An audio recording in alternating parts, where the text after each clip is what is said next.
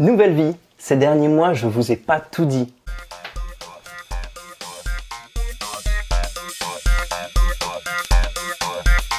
Salut, c'est Laurent, je suis super heureux de te retrouver. Il y a quelques temps que j'ai pas fait de vidéo et en fait je voudrais revenir un petit peu sur un point global. Je voudrais faire un point global sur ce qui se passe actuellement dans ma vie et je vais vous parler un petit peu de ma vie.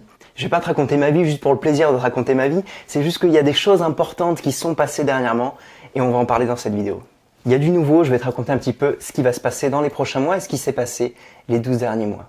Il y a maintenant un petit peu plus d'un an, je lançais Brain.me. On va donc faire un point sur ce qui s'est passé la dernière année et je vais t'annoncer les nouveautés sur Brain.me. Alors je vais commencer par te raconter un petit peu ma vie, mais je vais pas juste la raconter comme ça, je vais essayer de te donner un petit peu de valeur et t'expliquer pourquoi c'est important que toi aussi tu racontes un petit peu ta vie, entre guillemets, à tes clients. Il y a une manière de le faire et ça permet aussi de t'aider et je vais t'expliquer pourquoi ça va te permettre de t'aider et en quoi ça peut t'aider surtout dans la relation que tu vas entretenir avec ton client. Parler de soi, c'est pas facile. On a l'impression que la personne qui est en face, elle en a rien à faire. C'est vrai que potentiellement, elle en a rien à faire de ce que tu lui racontes parce que ça la concerne peut-être pas. Mais si tu te rends compte que ça la concerne pas, c'est que tu utilises pas le bon discours. On en parlera à la fin de cette vidéo. Parler de soi, c'est pas simple aussi parce que ça demande de rompre un petit peu avec une certaine pudeur qu'on a parce qu'on s'ouvre complètement aux gens et on a l'impression que ce qu'on dit, ça va pas avoir d'intérêt pour la personne en face. Je sais aussi que sur Brain.me, je m'adresse à des designers graphiques qui ont une sensibilité. Je me doute forcément que potentiellement, si tu es ici, c'est que tu as une certaine sensibilité artistique, c'est que tu as une certaine sensibilité tout court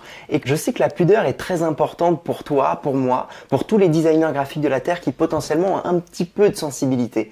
Et la sensibilité, si tu veux, dans ton travail, ça va être ta grande force comme ta grande faiblesse. Il va falloir que tu arrives à passer outre cette pudeur pour que tes clients aient une relation beaucoup plus proche avec toi. Alors je vais commencer par t'expliquer ce qui s'est passé ces derniers mois. Ces derniers mois, j'ai pas publié énormément de vidéos. Il y a eu pas mal de renversements dans ma vie et notamment un des plus importants qui est que je suis devenu papa.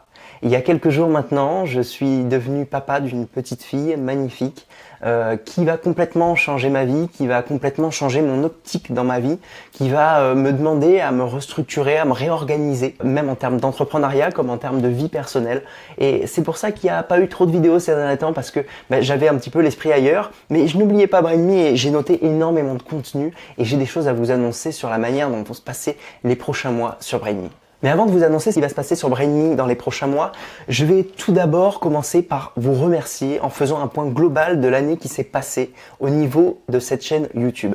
J'ai donc, il y a un an maintenant, mis en place une chaîne YouTube qui me permet à moi de vous donner un maximum de valeur pour que vous puissiez vous monter en tant que graphiste freelance, en tant que designer freelance, pour que vous puissiez puiser un maximum de mes conseils pour pouvoir faire évoluer peut-être votre entreprise de design graphique ou pour évoluer vous-même dans votre spécialité de directeur artistique. Et tout ça, à chaque fois, je l'appuie sur des références que moi j'ai vécues, puisque peut-être que si vous me suivez, vous savez que j'ai une agence de communication que j'ai montée il y a maintenant 5 ans avec 2 associés. Ça fonctionne plutôt pas mal, mais il y a encore beaucoup d'axes sur lesquels je veux progresser et il y a beaucoup d'axes sur lesquels j'ai déjà réussi à progresser.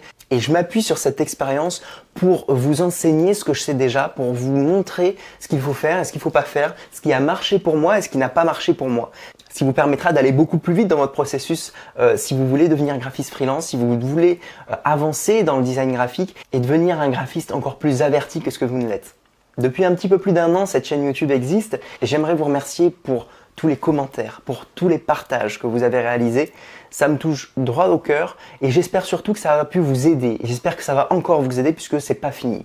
Sachez que quand vous partagez une vidéo de contenu, notamment, ça m'aide à en créer d'autres et puis ça vous aide aussi à vous aussi de confirmer que votre engagement pour le design graphique est vraiment présent. Ça vous aide aussi à mémoriser l'engagement que vous pouvez avoir vis-à-vis du contenu que vous partagez. À partir du moment où vous partagez une vidéo que j'ai réalisée, ça va vous aider à mémoriser ce qu'il a été dit dedans. Puisque quelque part, inconsciemment, vous vous dites, si je partage, on va pouvoir potentiellement me poser des questions sur cette vidéo. Donc à partir du moment où vous avez partagé, votre subconscient a enregistré ce qu'il y avait de mieux dans cette vidéo et c'est ce qui m'intéresse le plus. Donc quand vous partagez, ne faites pas forcément que pour moi, faites-le pour vous aussi. Ça va vraiment vous aider à devenir encore meilleur. Alors maintenant, je vais m'adresser à toi, designer graphique qui est en train de regarder cette vidéo et je vais t'expliquer comment vont se structurer les contenus de Brain.me prochainement. Il va y avoir des vidéos qui sont axées autour de certains livres que j'aurais pu lire, des livres qui sont intéressants, des livres desquels je vais aller prendre une pépite qui sera issue des meilleurs livres que j'aurais trouvés. Des livres qui vont tourner autour du design graphique, qui vont tourner autour du marketing, du développement personnel, des éléments qui seront vraiment intéressants pour toi, pour pouvoir avoir une vision un peu plus globale de ce qu'est le design graphique et pour pouvoir mieux comprendre à quel moment tu interviens dans la chaîne graphique et à quel moment tu interviens dans la vie de tes clients. Il y aura aussi une partie orientée sur le design et le marketing. Je vais créer une alliance entre le design et le marketing qui n'est pas faite aujourd'hui et qui pourtant est super intéressante et importante pour toi. Aujourd'hui, les graphistes fonctionnent sur un schéma classique. Ils fonctionnent sur un schéma où ils réalisent des prestations, ils les mettent sur un portfolio et ils attendent que les clients arrivent. Aujourd'hui, il faut avoir une longueur d'avance sur ça. Il faut utiliser le marketing pour pouvoir faire venir des clients. Et je vais t'aider en fait avec quelques cours, quelques focus sur des éléments que tu pourras mettre en place afin que tu puisses trouver des clients et que tu puisses utiliser toutes les stratégies marketing que tu intègres à ton business, à toi. Dans ces cours, on va voir comment tu pourras trouver des clients, on va voir comment présenter des offres, on va voir comment mieux te vendre, comment arriver à créer des discours et des justifications de présentation client qui seront orientés marketing et qui auront une vraie structure qui permet de convaincre ton client.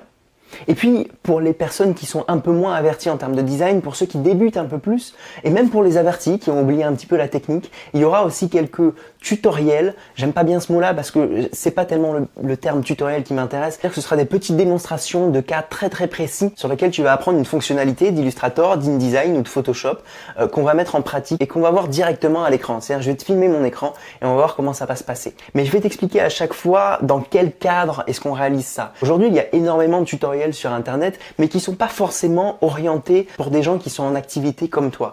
Ils sont pas forcément orientés pour des situations d'entrepreneuriat. Ils sont pas forcément orientés sur des situations que tu peux voir toi dans la vie de tous les jours, dans ta relation avec ton client et dans ta manière d'aborder un projet.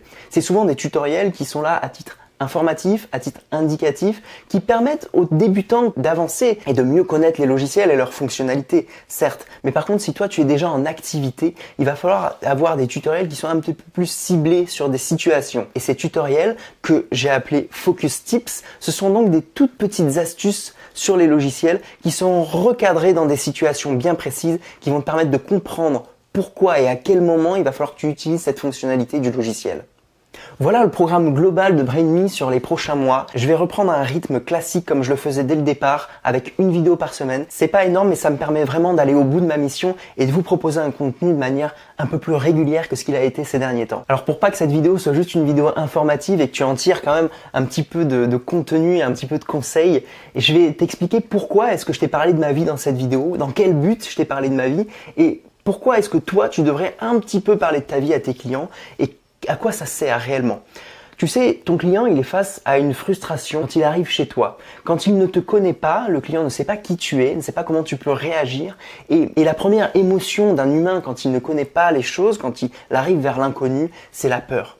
Et pour calmer cette peur et pour montrer que tu es proche de cette personne avec qui tu vas entretenir une relation, avec qui tu vas créer un projet, il faut absolument que tu arrives dans les conversations avec ton client à parler un petit peu de ta vie, à parler de toi. Il faut pas avoir peur de te dire que ça va emmerder la personne en face. Si potentiellement ça l'emmerde, c'est que ça va pas matcher, c'est que potentiellement pendant le projet, il va y avoir des choses qui vont pas fonctionner. Donc c'est très bien quelque part de parler de toi parce que ça fait une première barrière. Si le client ne revient pas vers toi du coup pendant les jours à venir ou pendant les mois à venir après le devis que tu lui auras fait, ou en tout cas après cette première rencontre, c'est que ça va pas matcher. Et c'est très très bien qu'il ne revienne pas vers toi. Ça te permet quelque part d'écarter quelqu'un qui n'aura pas une vraie relation, une bonne relation pendant le travail que tu vas réaliser avec toi. Ça permet aussi de donner du crédit. Ça te permet de montrer que tu es comme la personne et qu'elle aussi réfléchit potentiellement comme toi. Ça permet de mettre en relation les états d'esprit que vous pouvez avoir ensemble, les mindsets que vous pouvez entretenir ensemble. Et c'est important parce que si vous n'avez pas cet état d'esprit-là, quelque part, il va y avoir des dysfonctionnements dans votre relation et ça va pas fonctionner. Et puis parler de ta vie, c'est montrer aussi que vous avez les mêmes valeurs, que vous avez donc la même vision des choses et ça va te donner du crédit parce que tu vas montrer que tu es quelqu'un de potentiellement passionné. Il faut donc que tu orientes le discours quand tu parles de ta vie vers tes passions qui sont les plus proches ou les plus en relation avec ton travail, avec les passions qui sont les plus en relation avec le cœur de ton métier, le design graphique, avec les passions ou les émotions même qui vont permettre de valoriser potentiellement ce que ton client a envie d'entendre. Ton client, il a envie d'entendre que tu es un artiste, il a envie d'entendre que tu es quelqu'un de carré, il a envie d'entendre que tu es potentiellement quelqu'un d'organisé et que ça va bien se passer, que tu es professionnel. Mais tu es pas forcément plus professionnel parce que tu auras mis une chemise et une veste. Tu seras plus professionnel aux yeux de ton client parce que tu auras montré que tu auras le plus de passion. Parce que le professionnalisme aujourd'hui passe par la passion. Le professionnalisme aujourd'hui n'est plus comme on le voyait avant avec les mecs qui sont en costard-cravate et qui sortent des mots que personne ne peut comprendre. Aujourd'hui, le vrai professionnalisme, c'est celui qui met votre âme à la portée de votre client. Ça, c'est un vrai professionnalisme parce que c'est comme ça que vous créez le lien et que vous déstructurez complètement le jargon professionnel. C'est de cette manière que vous allez arriver à mettre à la portée de votre client votre expertise. Voilà pour cette vidéo, un petit peu de retour et de nouveauté. Je me suis rendu compte que je t'ai tutoyé, parfois je t'ai vouvoyé, ou parfois je vous ai vouvoyé. Je vous laisserai me dire dans les commentaires si jamais vous préférez le tutoiement ou si vous préférez le vouvoiement. Il n'y a pas de souci, moi je m'adapterai. J'ai préféré te tutoyer jusqu'ici parce que j'ai trouvé qu'on avait une relation beaucoup plus proche. De la même manière que ce que je t'expliquais il y a quelques minutes, plus on crée une relation humaine avec la personne, plus on va réussir à faire ancrer les choses dans l'esprit des gens et plus on va réussir à avoir une relation saine et intéressante. Donc, tu me dis dans les commentaires ce que tu préfères. Si tu veux qu'on reste sur le vouvoiement ou sur le tutoiement, je te dis à très vite sur Brainy. En tout cas, pour l'instant, je te tutoie parce que j'estime que tu fais partie des gens qui cherchent à se bouger et j'estime tellement les gens qui cherchent à se bouger que je préfère garder une relation de proximité avec toi. Je te dis à très vite dans d'autres vidéos. N'hésite pas à partager ou à t'inscrire directement dans la description ci-dessous pour pouvoir recevoir toutes les vidéos directement dans ta boîte mail. Je te dis à très vite sur une prochaine vidéo et surtout, continue, pense design. Ciao!